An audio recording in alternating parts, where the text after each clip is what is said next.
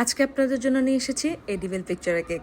আসসালামু আলাইকুম। কেক দেখে নিশ্চয়ই বুঝতে পারছেন কি পরিমাণ সুন্দর এই কেকটা। তো চলুন এই কেকটার ডেকোরেশন আপনাদেরকে করে দেখাই।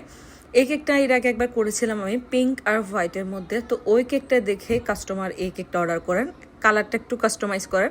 ওটা ছিল হচ্ছে পিঙ্ক কালার আর এটা হচ্ছে পার্পল আর হোয়াইটের মধ্যে হবে। তো এই সুন্দর কেকটাকে আমি সুন্দরভাবে ক্রাম কোট করে ফেলেছি অফ ক্যামেরায়। এরপর হচ্ছে ডেকোরেশনের পালা, এবং আমি চেষ্টা করেছি আপনাদেরকে ভিনটেজ কেকের ডেকোরেশনটা করে দেখানোর জন্য। যেহেতু এটা তো অনেক কাজ থাকে, তো আমি চেয়েছি ডিটেলসে যতটুকু দেখা যায় আর কি। দেখতেই পাচ্ছেন আমি পাশের বর্ডারটা হচ্ছে কি একটু মার্ক করে নিয়েছি, কারণ কোনো জায়গায় বড় কোনো জায়গায় ছোট হয়ে যায়, দেখতে ভালো দেখায় না, ওই জন্য।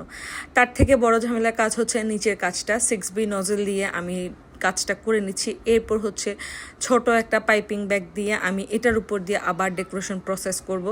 এটা অনেক সুন্দর লাগে আমার কাছে। আলহামদুলিল্লাহ চেষ্টা করেছি আপনাদেরকে ডিটেলসে দেখানোর জন্য, জানি না কতটুকু বোঝাতে পেরেছি। তো আমি চট্টগ্রাম থেকে কাজ করতেছি। আপনারা আপনাদের পছন্দ মতো কাস্টমাইজ কেক অর্ডার করতে পারেন আমাদের পেজে। এই পেজটা আমি অনলাইন ইজি বেকিং পেজ থেকে অর্ডার করে নিয়েছি কাস্টমাইজ করে। আপনারা ওনাদের পেজে কাস্টমাইজ এডিবল পিকচার পেয়ে যাবেন। এরপর হচ্ছে আমি কিছু রোজ বসিয়ে দিলাম এবং মার্ক করে দিলাম, যাতে সবগুলা একইভাবে ব্যালেন্স করে বসাইতে পারি। কিছু জিপসি অ্যাড করে দিচ্ছি কালারের সাথে ম্যাচ করে। এই তো আমার এই সুন্দর কেকটা রেডি হয়ে গেছে। অনেক কিউট না? তো আপনাদের কাছে আজকের আমার এই কেকের ডিজাইনটা কেমন লেগেছে অবশ্যই জানাবেন। সবাই ভালো থাকবেন, সুস্থ থাকবেন। Thanks for the watching. Tata.